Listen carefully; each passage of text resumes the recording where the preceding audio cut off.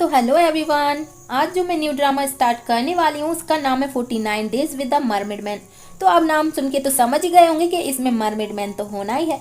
और ये ना एक ताइवानी फैंटेसी कॉमेडी ड्रामा है। और इस ड्रामे की स्टोरी ना बेसिकली एक 17 ईयर लड़की पे बेस्ड है जो कि हाई स्कूल में होता है। और उसकी लाइफ ना फुल ऑन पनौती होती है। और आगे हम देखते हैं कि वो कैसे एक मरमेड मैन से मिलता है और दोनों की लाइफ में कितने सारे पंगे होते हैं और कैसे दोनों एक दूसरे को एज अ फ्रेंड एक्सेप्ट करते हैं।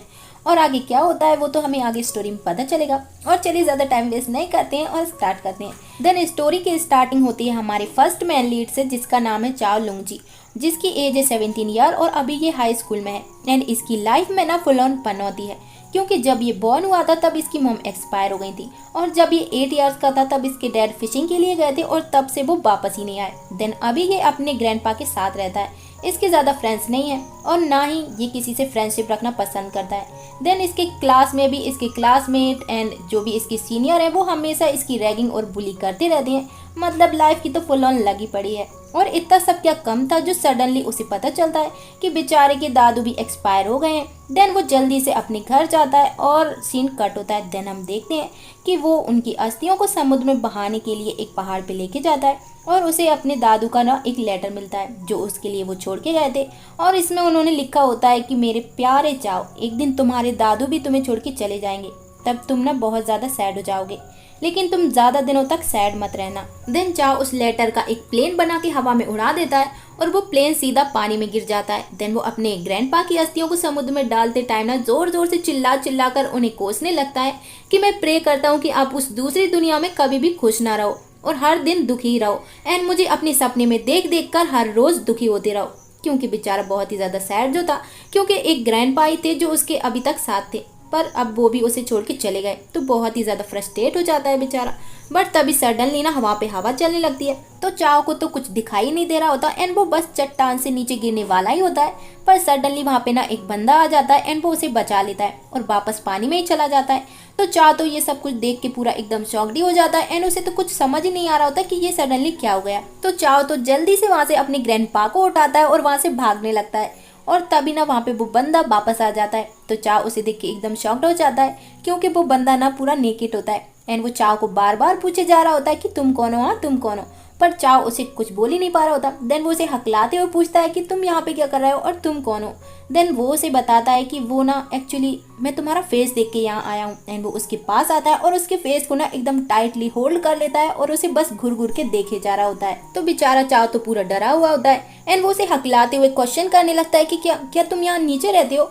तो वो बंदा उसके और भी ज्यादा करीब आ जाता है तो बेचारे चाव की तो पूरी फटी जाती है एंड वो वहां से जल्दी से भागने लगता है। पर वो बंदा उसके पैर पकड़ लेता है और इसी सब के चक्कर में चाव के शॉर्ट्स निकल जाते हैं और उस बंदे के हाथ में आ जाते हैं। और चाव तो अपने शॉर्ट्स को वहीं पे छोड़ के फटाक से वहां से 9 तो 11 होने लगता है। और वो दौड़ते दौड़ते भी बोले जा रहा होता है कि वो बंदा इतना ज्यादा स्ट्रॉन्ग क्यों है और वो नेकेड क्यों था, क्या वो मुझे लूटना चाहता था, हाँ इसलिए उसने मुझे पकड़ लिया था, ओ दादाजी प्लीज सेव मी। एंड वो बड़बड़ाते हुए दौड़े जा रहा होता है और तभी वो एक लड़की से टकरा जाता है और दोनों वहाँ पे गिर जाते हैं। एंड इस लड़की का नाम है बोई। चाओ और ये दोनों साथ में ही बड़े हुए हैं। तो चाओ बोई को पूरा सॉरी सॉरी बोलने लगता है क्योंकि बेचारा वो तो पहले ही बहुत ज्यादा डरा हुआ है। तो बोई उसे चिल्लाते हुए कहती है कि तुम देख के नहीं चल सकते क्या और इतनी जल्दी में कहाँ पे जा रहे हो।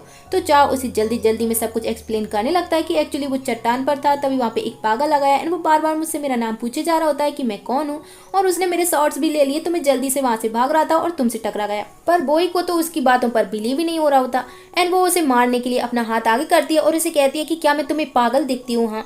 तो चाओ जल्दी से अपने दादाजी की कसम खा लेता है पर सडनली वो कहता है कि ओ अब तो वो रहे नहीं ना। देन तभी चाओ को एक कॉल आ जाती है और उसे पता चलता है कि उसके ग्रैंडपा ने उसके बर्थडे के लिए केक का ऑर्डर दिया था पर अब तो उसके ग्रैंडपा रहे नहीं तो केक को लेने कौन जाएगा। और चाओ तो बस ओके बोल के कॉल को कट कर देता है। तो वही उसे पूछती है कि किसका कॉल था, हाँ तुम इतने ज्यादा सैड क्यों हो गए।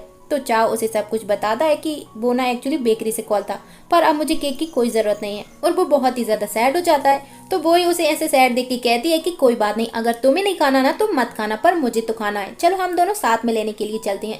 तो चाओ उसे पैंट पहनने का बोल के फटाक से वहां से निकल लेता है। और नेक्स्ट सीन में हम देखते हैं कि चाओ उस केक को घूर घूर के देख रहा होता है क्योंकि अब कोई भी नहीं है जिसके साथ वो अपना बर्थडे सेलिब्रेट करे। और वो बहुत ही ज़्यादा सैड होता है। देन वो बाथरूम में जाता है और सैड होकर बाथटब भरने लगता है एंड अपने दादाजी के बारे में सोचने लगता है कि उन्होंने कैसे उसे स्विमिंग करना सिखाई थी, पर चाव बिल्कुल भी सीखना नहीं चाहता था क्योंकि उसे कोई अप्रिशिएट करने वाला ही नहीं था, ना ही उसके डैड और ना ही उसकी मॉम। देन जैसे ही वो बाथटब से बाहर निकलता है तो उसे वो बंदा अपने सामने फिर से दिख जाता है। तो चाव तो फिर से डर जाता है एंड वो एकदम शॉक्ड हो जाता है और वो डरते डरते उसे पूछता है कि तुम यहाँ पे कैसे आए, हाँ, और तुम्हें मुझसे क्या चाहिए, प्लीज तुम यहाँ से चले क्यों नहीं जाते। तो वो बंदा भी उस बाथटब में कूद जाता है और चाव तो एकदम चिल्ला चिल्ला कर बोले जा रहा होता है कि तुम कौन हो, हाँ यहाँ पे कैसे आए, प्लीज तुम यहाँ से चले जाओ।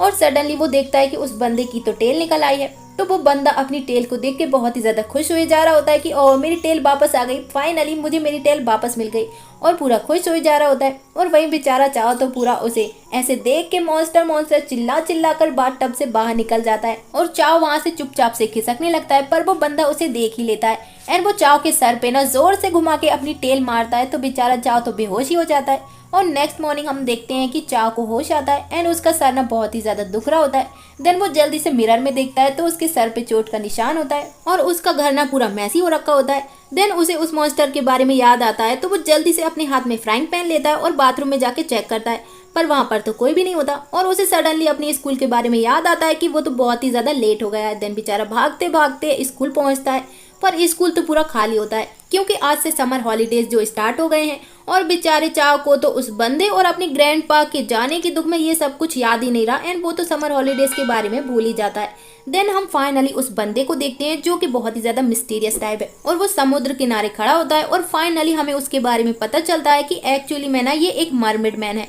और समुद्र में ही रहता है और इसकी एज ना 183 ईयर है और इसको लगता है कि हम ह्यूमंस ना बिल्कुल भी अच्छे नहीं होते क्योंकि हम इन्हें पकड़ लेते हैं और हम लोग ना समुद्र में काफी ज्यादा गंदगी कर देते हैं जिसकी वजह से इन्हें सरवाइव कर पाना काफी ज्यादा मुश्किल होता है और अनफॉर्चुनेटली ये बिल्कुल सही बात है। देन वो सोचने लगता है कि पर पानी के इतने नीचे मुझे वो एक चेहरा कैसे दिख गया और वो चेहरा ना हमारे चाव का था एंड उस मरमिड मैन को समझ ही नहीं आ रहा होता कि वो यहाँ पे कैसे आ गया। देन वो बढ़िया से बैठता है और अपने मंत्र वंत्र पढ़ने लगता है ताकि वो फिर से मरमिड मैन बन जाए और वापस से समुद्र में चला जाए, पर वो मरमिड मैन तो ट्रांसफॉर्म हो ही नहीं रहा होता एंड वो बहुत ही ज़्यादा फ्रस्ट्रेट हो चुका था और पूरा पागल ही हो गया था।